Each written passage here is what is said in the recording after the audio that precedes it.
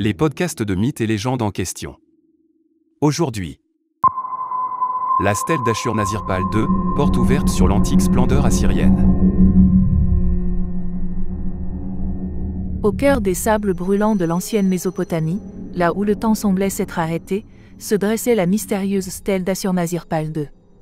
Cette stèle avait dormi pendant des millénaires, enfouie sous les couches de sable et de poussière, attendant patiemment que quelqu'un la découvre, pour révéler son histoire fascinante.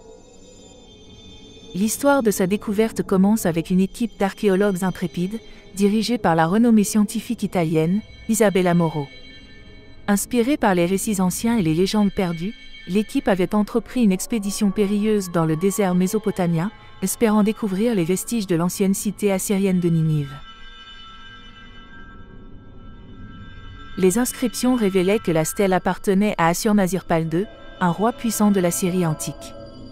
Elle narrait la vie fascinante de ce souverain, son amour pour les arts et la culture, ainsi que ses réalisations remarquables dans le domaine de la technologie de l'époque assyrienne. Ashur-Nazir-Pal II avait été un dirigeant visionnaire, passionné par l'acquisition de connaissances et le développement de son empire. Ce qu'ils découvrirent les laissa sans voix. Il s'agissait d'une stèle ancienne, couverte de textes et de reliefs sculptés, et presque parfaitement préservée, malgré les siècles qui s'étaient écoulés depuis sa création. Les inscriptions révélaient que la stèle appartenait à Ashur-Nazir-Pal II, un roi puissant de la Syrie antique. Elle narrait la vie fascinante de ce souverain, son amour pour les arts et la culture, ainsi que ses réalisations remarquables dans le domaine de la technologie de l'époque assyrienne.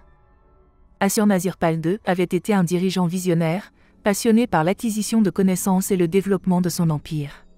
Les reliefs sur la stèle illustraient les prouesses technologiques de la Syrie. On y voyait des ingénieurs assyriens, construisant des canaux d'irrigation sophistiqués, pour transformer les terres arides en champs fertiles.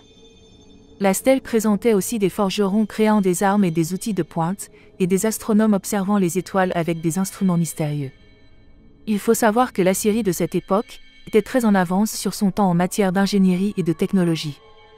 Ses avancées dans le domaine technique évolué, et sa grande maîtrise, avaient contribué à sa prospérité et à son pouvoir. Ashur-Nazir-Pal II, lui-même était un homme érudit. Il était passionné par la bibliothèque qu'il avait constituée à Ninive. La stèle détaillait comment il avait rassemblé des milliers de tablettes d'argile, contenant des œuvres littéraires, des traités scientifiques et des connaissances sur une multitude de sujets. Cette bibliothèque avait été un trésor de connaissances pour les générations futures et était considérée comme l'une des plus grandes réalisations intellectuelles de l'Antiquité. L'art de l'Assyrie ancienne est un témoignage impressionnant de la culture et de la puissance de cette civilisation antique. Parmi les nombreuses œuvres artistiques qui ont survécu à travers les âges, la stèle calcaire du temple de Ninurta à Kalu, datant de 865 à 860 avant Jésus-Christ, se distingue par sa représentation du grand roi assyrien Ashur-Nazir-Pal II.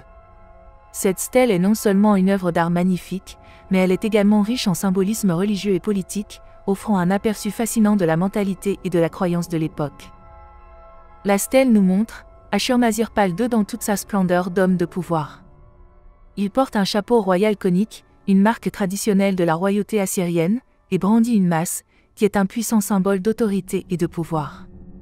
Sa main droite est étendue en direction du ciel, en signe de respect envers 5 divinités majeures de la religion assyrienne de l'époque. La découverte de la stèle d'Ashur-Bani-Pal II avait ouvert une fenêtre sur un monde ancien rempli de splendeur, de savoir et d'innovation. Elle avait permis de mieux comprendre la vie de ce souverain visionnaire et les réalisations technologiques de son époque. Les archéologues avaient fait revivre une période de l'histoire du monde oublié, et cette stèle était désormais le témoin silencieux de l'héritage impressionnant de la Syrie antique. Elle rappellera aux générations futures la grandeur de cette civilisation perdue dans les sables du temps.